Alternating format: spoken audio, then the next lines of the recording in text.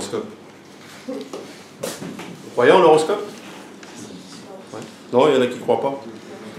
Vous avez tort. Hier, moi non plus, j'y croyais pas. Alors je l'ai gardé, je vais vous le lire. Sacré horoscope. C'est un copain qui m'avait dit ça. Regarde l'horoscope. Des changements importants dans votre vie professionnelle et affective vont arriver. Qu'est-ce qui peut bien m'arriver? Ma vie de la veille ressemble à aujourd'hui, qui ressemble au lendemain, qui ressemble elle-même au surlendemain.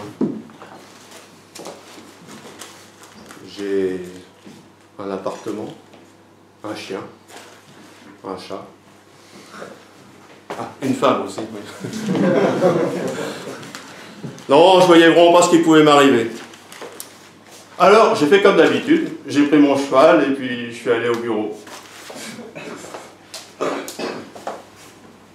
C'est mon bureau. C'est là que tout a commencé. Alors, je prends ma blouse. Alors, il faut que je vous explique que, quand même que je mets une blouse pour travailler. Parce que c'est plus hygiénique et puis surtout, ça évite d'user les vêtements. Donc j'enfile ma blouse. Ouais, parce que quand on est sur un bureau comme ça, enfin, et si on met les coudes, ça use les coudes. Donc j'enfile ma blouse. Enfin, quand j'ai les coudes, je ne parle pas de nos coudes à nous, hein, je parle des coudes des vêtements. Donc j'enfile. Parce que la blouse, enfin, c'est du tissu. Et le tissu, il est composé de fibres. Enfin, je dis ça, enfin, bon, des microfibres. Donc, enfin, c'est des toutes petites fibres. On ne peut pas les voir à l'œil nu parce qu'elles sont toutes petites, vraiment toutes petites comme ça. Hein. Toutes petites. Ou alors à moins d'avoir de très bons yeux, quoi. Mais vraiment de très bons yeux parce qu'elles sont vraiment toutes petites. Hein. Donc, ou à moins d'avoir une loupe. Enfin, si on prend une loupe, on peut voir des choses pas comme au micro. Enfin, vous savez ce que c'est qu'une loupe, je suis bête. Donc j'enfile ma blouse. Enfin, sauf si on ne met pas les coudes. Parce que si on met les poignets, là, on n'use pas les coudes. Hein? Par contre, là, enfin, on use les poignets, quoi.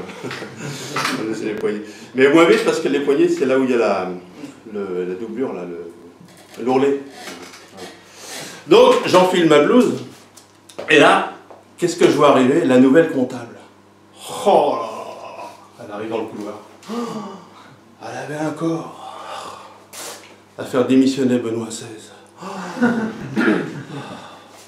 Alors, elle arrive comme ça, elle avait les bras chargés de classeurs. Il y en avait un rouge, un bleu, un vert. Non, attendez, je me rappelle.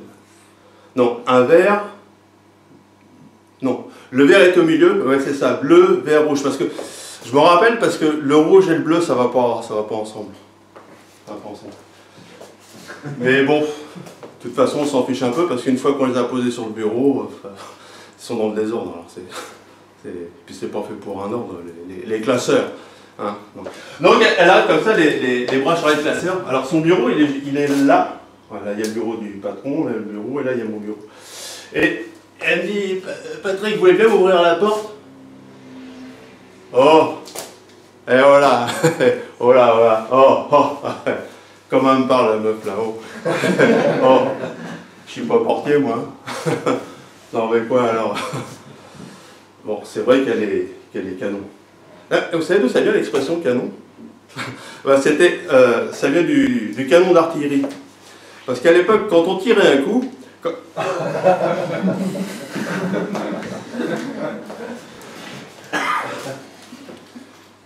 enfin, elle est vraiment super. Donc elle dit comme ça, vous voulez m'ouvrir la porte? Alors, moi, lui ouvrir la porte, pas question, hein, non, franchement. Mais oui, Sophie, je vais vous ouvrir la porte. À bientôt. Bah oui, je lui ai ouvert la porte.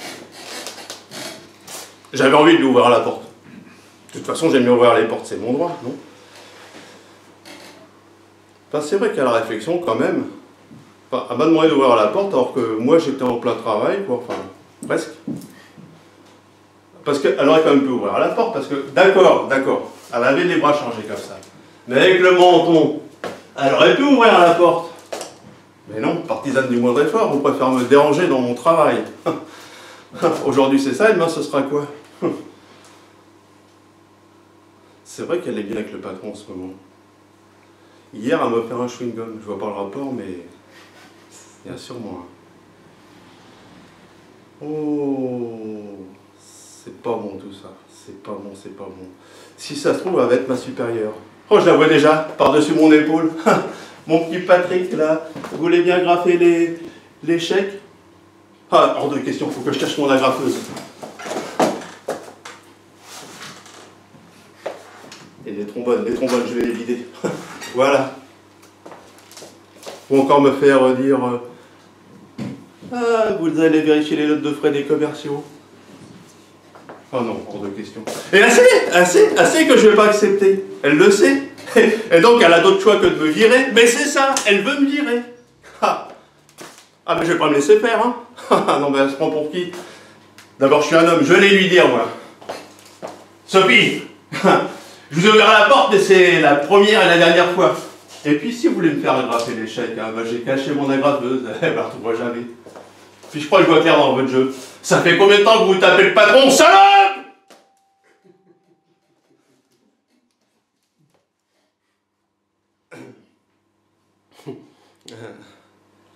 Vous savez quoi?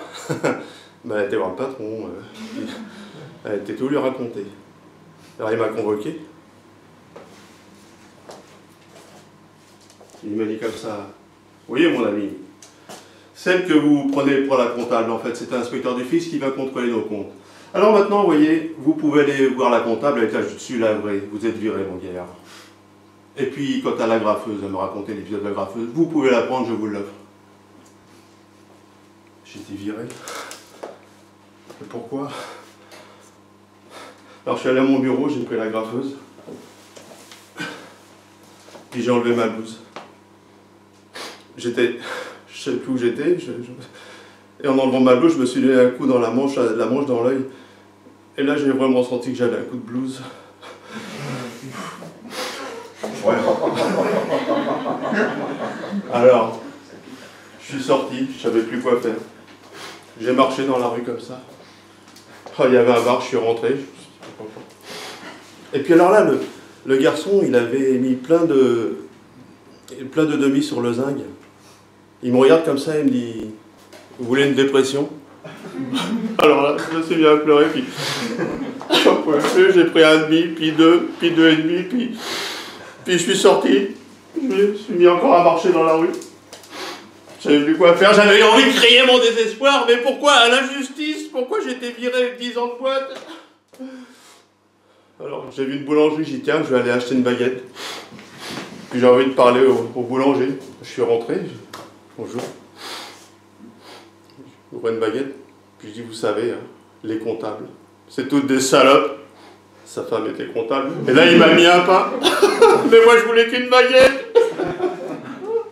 Alors je suis rentré chez moi, j'avais le nez en sang, je sentais l'alcool. Et là ma femme elle me dit tu t'es encore bagarré, ivrogne, je veux plus te voir, sors d'ici.